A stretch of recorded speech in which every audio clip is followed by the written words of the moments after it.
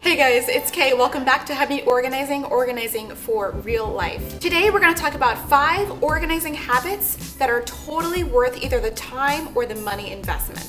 Now, the last time I did this video, I did 5 lazy hacks or like low maintenance things that were worth that are worth it because they're lazy stuff. I'll link that video down below. You can watch that video after you watch this one. Before we get into this, you know what you need to do? Subscribe, press the little subscribe button to become part of the How New Organizing family. And if you want to see more videos from me and you want to see them as soon as I upload them on Mondays, Wednesdays, and Fridays, click the little bell so you get a notification on your phone when I upload.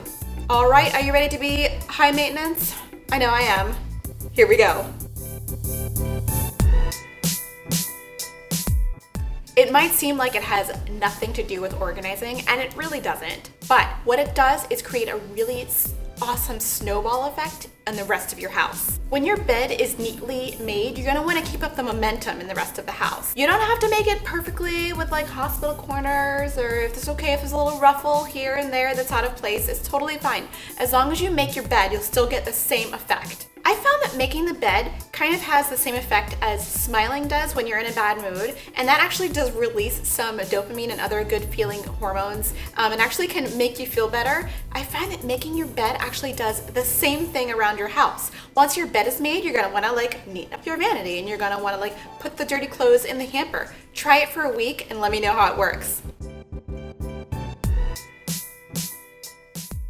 Packaging isn't always helpful when it comes to storing things. A lot of the packaging is really bulky and actually doesn't store well, especially things like rice and other things that come in bags that don't really store well on shelves. Ditching the packaging and investing in really nice containers.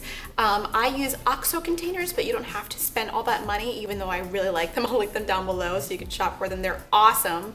But any kind of container that is stackable, that takes up less space in your pantry than the original container does, would be really helpful. It's also helpful to have them to be clear so that you can actually see how much is left inside the container so you know when to go shopping. It's totally worth the time and the money it is to decant items into their own packaging when you come home.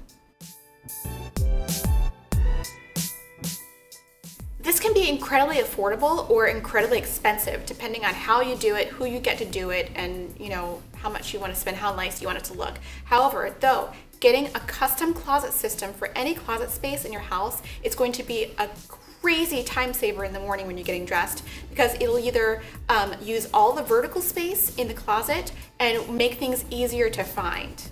I designed and purchased my closet systems from the Container Store. This is the Alpha closet system. However, there are a lot of great other closet systems that work amazingly. I know IKEA has some really great affordable systems, as well as there are some really high-end custom closets.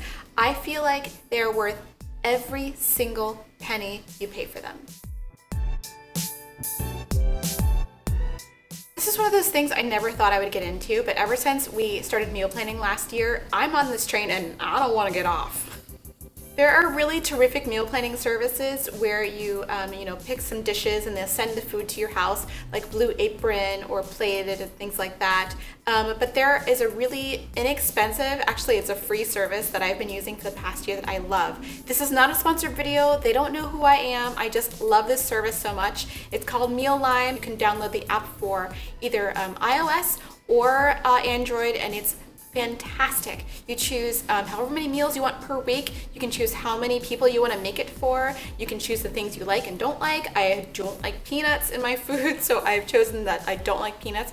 And if you're allergic to things, like if you're allergic to certain ingredients, you can say that as well. Or if you like to eat vegetarian, vegan, or paleo, they can have that as a choice as well. And then you pick your meals through the week, and then after you've done that, it gives you a shopping list, and you actually have to go and do the shopping. It tells you exactly how much to buy so that you're not wasting food. By the time we get to the end of the week and we finished our meals, our refrigerator is practically empty and we need to choose and go shopping again.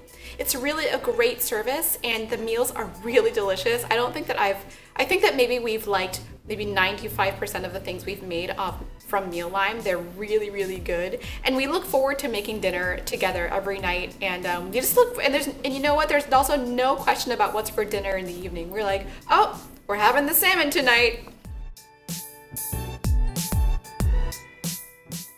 Now I know what you guys are gonna say. You're like, Kay, aren't you a professional organizer? You're just plugging your service. Well, I don't live everywhere in the United States.